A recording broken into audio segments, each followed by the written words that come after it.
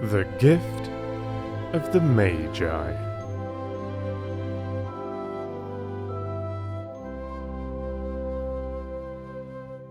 $1.87. That was all, and 60 cents of it was in pennies. Pennies saved 1 and 2 at a time by bulldozing the grocer and the vegetable man and the butcher until one's cheeks burned with the silent imputation of parsimony that such close dealing implied. 3 times Della counted it. $1.87. And the next day would be Christmas. There was clearly nothing to do but flop down on the shabby little couch and howl. So Della did it. Which instigates the moral reflection that life is made up of sobs, sniffles and smiles, with sniffles predominating. While the mistress of the home is gradually subsiding from the first stage to the second, take a look at the home. A furnished flat at $8 per week. It did not exactly beg a description, but it certainly had that word on the lookout for the mendicancy squad. In the vestibule below was a letterbox into which no letter would go, and an electric button from which no mortal finger could coax a ring. Also appertaining thereunto was a card bearing the name Mr. James Dillingham Young. The Dillingham had been flung to the breeze during a former period of prosperity, when its possessor was being paid $30 per week. Now, when the income was shrunk to $20, the letters of Dillingham looked blurred, as though they were thinking seriously of contracting to a modest and unassuming D. But whenever Mr. James Dillingham Young came home and reached his flat above, he was called Jim, and greatly hugged by Mrs. James Dillingham Young, already introduced to you as Della. Which is all very good. Della finished her cry, and attended to her cheeks with the powder rag. She stood by the window and looked out dully at a grey cat, walking a grey fence in a grey backyard. Tomorrow would be Christmas Day, and she had only $1.87 with which to buy Jim a present. She'd been saving every penny she could for months, with this result. $20 a week doesn't go far. Expenses had been greater than she had calculated. They always are. Only $1.87 to buy a present for Jim. Her Jim. Many a happy hour she had spent planning for something nice for him. Something fine and rare and sterling. Something just a little bit near to being worthy of the honour of being owned by Jim. There was a pier glass between the windows of the room. Perhaps you have seen a pier glass in an $8 flat. A very thin and very agile person may, by observing his reflection in a rapid sequence of longitudinal strips, obtain a fairly accurate conception of his looks. Della, being slender, had mastered the art. Suddenly she whirled from the window and stood before the glass. Her eyes were shining brilliantly, but her face had lost its colour within 20 seconds. Rapidly she pulled down her hair and let it fall to its full length. Now, there were 2 possessions of the James Dillingham Youngs in which they both took a mighty pride. One was Jim's gold watch that had been his father's and his grandfather's. The other was Della's hair. Had the Queen of Sheba lived in the flat across the air shaft, Della would have let her hair hang out the window some day to dry just to depreciate Her Majesty's jewels and gifts.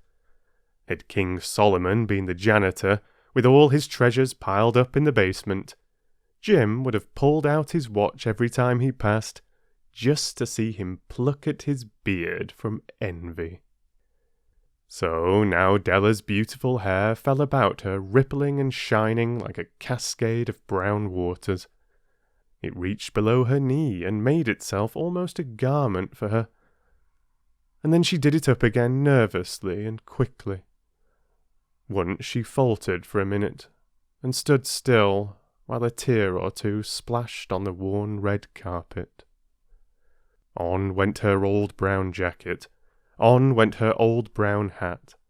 With a whirl of skirts and with the brilliant sparkles still in her eyes, she fluttered out the door and down the stairs to the street. Where she stopped, the sign read, Madame Sophronie, hair goods of all kinds. One flight up Della ran, and collected herself, panting. Madame, large, too white, chilly, hardly looked the Sophronie. "Will you buy my hair?" asked Della. "I buy hair," said Madame. "Take off your hat and let's have a sight at the looks of it." Down rippled the brown cascade. $20, said Madame, lifting the mass with a practised hand. "Give it to me quick," said Della. Oh, and the next 2 hours tripped by on rosy wings. Forget the hashed metaphor. She was ransacking the stores for Jim's present. She found it at last. It surely had been made for Jim and no one else. There was no other like it in any of the stores, and she had turned all of them inside out. It was a platinum fob chain, simple and chaste in design, properly proclaiming its value by substance alone, and not by meretricious ornamentation, as all good things should do. It was even worthy of the watch. As soon as she saw it, she knew that it must be Jim's. It was like him, quietness and value. The description applied to both. $21 they took from her for it, and she hurried home with the 87 cents. With that chain on his watch, Jim might be properly anxious about the time in any company. Grand as the watch was, he sometimes looked at it on the sly, on account of the old leather strap that he used in place of a chain. When Della reached home, her intoxication gave way a little to prudence and reason. She got out her curling irons and lighted the gas, and went to work repairing the ravages made by generosity added to love, which is always a tremendous task, dear friends, a mammoth task. Within 40 minutes her head was covered with tiny, close-lying curls that made her look wonderfully like a truant schoolboy. She looked at her reflection in the mirror long, carefully, and critically. "If Jim doesn't kill me," she said to herself, "before he takes a second look at me, he'll say I look like a Coney Island chorus girl. But what could I do? Oh, what could I do with $1.87? At 7 o'clock, the coffee was made, and the frying pan was on the back of the stove, hot and ready to cook the chops. Jim was never late. Della doubled the fob chain in her hand and sat on the corner of the table near the door that he always entered. Then she heard his step on the stair away down on the first flight, and she turned white for just a moment. She had a habit of saying little silent prayers about the simplest everyday things, and now she whispered, "Please, God, make him think I am still pretty." The door opened, and Jim stepped in and closed it. He looked thin and very serious. Poor fellow, he was only 22, and to be burdened with a family. He needed a new overcoat, and he was without gloves. Jim stopped inside the door, as immovable as a setter at the scent of quail. His eyes were fixed upon Della, and there was an expression in them she could not read, and it terrified her. It was not anger, nor surprise, nor disapproval, nor horror, nor any of the sentiments that she had been prepared for. He simply stared at her fixedly with that peculiar expression on his face. Della wriggled off the table and went for him. "Jim, darling," she cried, "don't look at me that way. I had my hair cut off and sold it because I couldn't have lived through Christmas without giving you a present. It'll grow out again. You won't mind, will you? I just had to do it. My hair grows awfully fast. Say Merry Christmas, Jim, and let's be happy. You don't know what a beautiful, nice gift I've got for you." "You've cut off your hair?" asked Jim, laboriously, as if he had not arrived at that patent fact yet, even after the hardest mental labour. "Cut it off and sold it," said Della. "Don't you like me just as well anyhow? I'm me without my hair, ain't I?" Jim looked about the room curiously. "You say your hair is gone," he said, with an air almost of idiocy. "You needn't look for it," said Della. "It's sold, I tell you. Sold and gone too. It's Christmas Eve, boy. Be good for me, for it went for you. Maybe the hairs of my head were numbered," she went on with a sudden serious sweetness. "But nobody could ever count my love for you. Shall I put the chops on, Jim?" Out of his trance, Jim seemed quickly to wake. He enfolded his Della.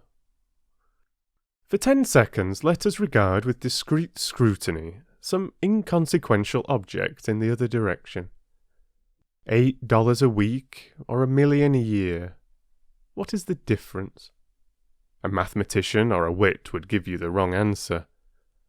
The Magi brought valuable gifts, but that was not among them. This dark assertion will be illuminated later on. Jim drew a package from his overcoat pocket and threw it upon the table. "Don't make any mistake, Dell," he said, "about me. I don't think there's anything in the way of a haircut or a shave or a shampoo that could make me like my girl any less. But if you'll unwrap that package, you may see why you had me going a while at first." White fingers and nimble tore at the string and paper, and then an ecstatic scream of joy, and then, alas, a quick feminine change to hysterical tears and wails, necessitating the immediate employment of all the comforting powers of the lord of the flat. For there lay the combs, the set of combs, side and back, that Della had worshipped for long in a Broadway window. Beautiful combs, pure tortoise shell, with jewelled rims, just the shade to wear in the beautiful vanished hair. They were expensive combs, she knew, and her heart had simply craved and yearned over them without the least hope of possession. And now they were hers, but the tresses that should have adorned the coveted adornments were gone. But she hugged them to her bosom, and at length she was able to look up with dim eyes and a smile and say, "My hair grows so fast, Jim." And then Della leaped up like a singed cat and cried, "Oh! Oh!" Jim had not yet seen his beautiful present. She held it out to him eagerly upon her open palm. The dull, precious metal seemed to flash with a reflection of her bright and ardent spirit. "Isn't it a dandy, Jim? I hunted all over town to find it. You'll have to look at the time 100 times a day now. Give me your watch. I want to see how it looks on it." Instead of obeying, Jim tumbled down on the couch and put his hands under the back of his head and smiled. "Dell," said he, "let's put our Christmas presents away and keep 'em a while. They're too nice to use just at present. I sold the watch to get the money to buy your combs. And now suppose you put the chops on. The Magi, as you know, were wise men, wonderfully wise men, who brought gifts to the babe in the manger. They invented the art of giving Christmas presents. Being wise, their gifts were no doubt wise ones, possibly bearing the privilege of exchange in case of duplication. And here I have lamely related to you the uneventful chronicle of two foolish children in a flat, who most unwisely sacrificed for each other the greatest treasures of their house. But in a last word to the wise of these days, let it be said that of all who give gifts, these two were the wisest. Of all who give and receive gifts, such as they are wisest. Everywhere they are wisest. They are the Magi.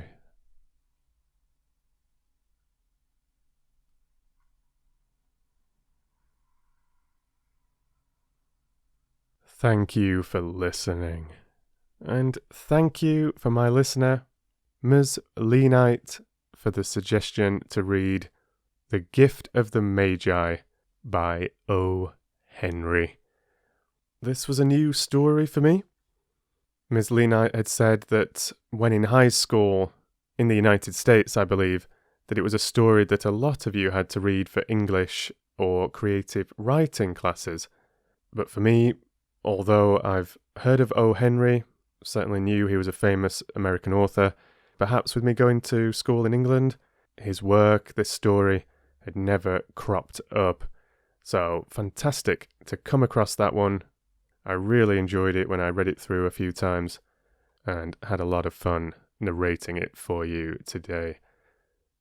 Do let me know in the comments if this is an old favourite of yours or if this was the first time that you've ever heard it. And thank you for all the comments on yesterday's story, The Oak King and the Holly King. I was very happy to see that a few of you thought it was a great choice for the winter solstice, or the summer solstice, if you're listening in from the southern hemisphere. A very special day of the calendar. And talking of special days in the calendar, we have only 2 more doors to open before we reach Christmas Day itself. And as I'm in Sweden these days, the Swedes, as quite a few other countries as well, celebrate Christmas on what we would call Christmas Eve. For the Swedes, julafton. So when you're opening that door and listening to day 24's story, I'll already be opening my presents and having my Christmas dinner. You take care until then. I hope you're having a lovely Christmas, or simply doing well, wherever you are and whatever you're up to. And I'll read to you soon.